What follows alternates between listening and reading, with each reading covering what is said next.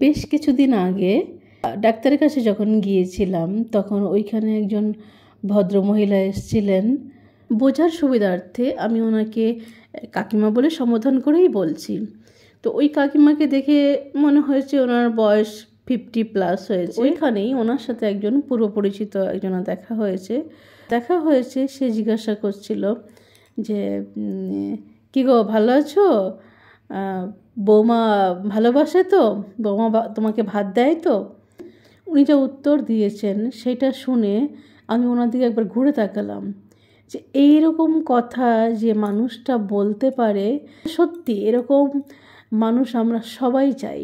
আমরা প্রতিটা মেয়ে এরকম একজন মানুষ চাই, যে এরকম একজন মানুষ যদি আমাদের শাশুড়ি মা হিসেবে থাকতো তাহলে আমাদের শ্বশুর বাড়িটা অনেক শান্তির একটা পরিবেশ তৈরি হতো। কারণ আমার মনে হয় শুধুমাত্র হাজব্যান্ড নয়, যদি তার মা বাবাও যদি শান্তিপ্রিয় হয় তাহলে কিন্তু শ্বশুর বাড়িটা আমাদের একটা শান্তির জায়গা হয়ে দাঁড়ায়। এটুকু আমার মনে হয়েছে যে ওনার বৌমার কপালটা সত্যি অনেক লাকি যে এরকম একজন শাশুড়ি মা পেয়েছে। তো উনি উত্তরে বলেছেন যে বৌমা আমাকে কেন ভালোবাসবে না?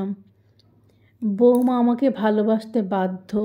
আমি বৌমাকে এমন যত্ন করি যে বৌমা আমাকে ভালো না বেসে পারবে না। বলছে কীরকম?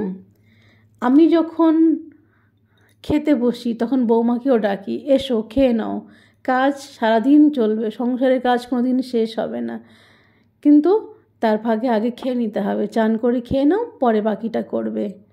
যখন যেখানে যাবে তাড়াতাড়ি ফিরবে, ও যেটা পছন্দ করে আমি সব সময় বলি যে এটা রান্না করো, যেটা ও পছন্দ করে, আমি সেইটা ওর জন্য, এই যে বাড়ি যাব ওর জন্য সেটাই নিয়ে যাব যেটা ও পছন্দ করে। যখন আমার ছেলে বৌমার মধ্যে ঝগড়া লাগে কোনো বিষয় নিয়ে, আমি সব সময় আমার ছেলেকে বকাবকি করি। আমি আমার ছেলেকে বলি যে তুই সকালবেলা বাড়ি থেকে বেরিয়ে যাস আর সন্ধ্যাবেলা বাড়িতে আসিস, সারাদিন এই পরের মেয়েটা বাড়িতে থাকে, সারাদিন দেখাশোনা করছে বাড়িকে, এই পরের মেয়েটা আছে বলেই আমি রান্না করা ভাত খেতে পারছি, না হলে আমাকে নিজেকেই তো রান্না করে খেতে হতো। এই পরের মেয়েটা আছে বলেই আমার ঘরে সন্ধ্যাবাতি দেয়া হচ্ছে। তুই কি কোনো দিন সন্ধ্যাবাতি দিয়েছিস? এই পরের মেয়েটা আছে বলেই আমার এত যত্ন হচ্ছে।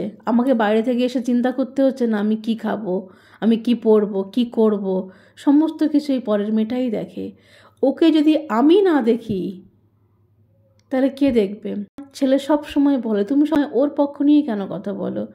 বলবো না? তুই আমার ছেলে, তুই আমাকে কবার জিজ্ঞেস করিস যে মা খেয়েছো কি না? ও জিজ্ঞেস করে, ও খাওয়ার সময় আমাকে ডাকে, ও আমার জন্য একটা শাড়ি এনে দেয়, মা এটা তোমার জন্য আনলাম। তুই তো টাকা দিয়েই খালাস, তুই কোনো দিন পছন্দ করে একটা শাড়ি এনে দিয়েছিস?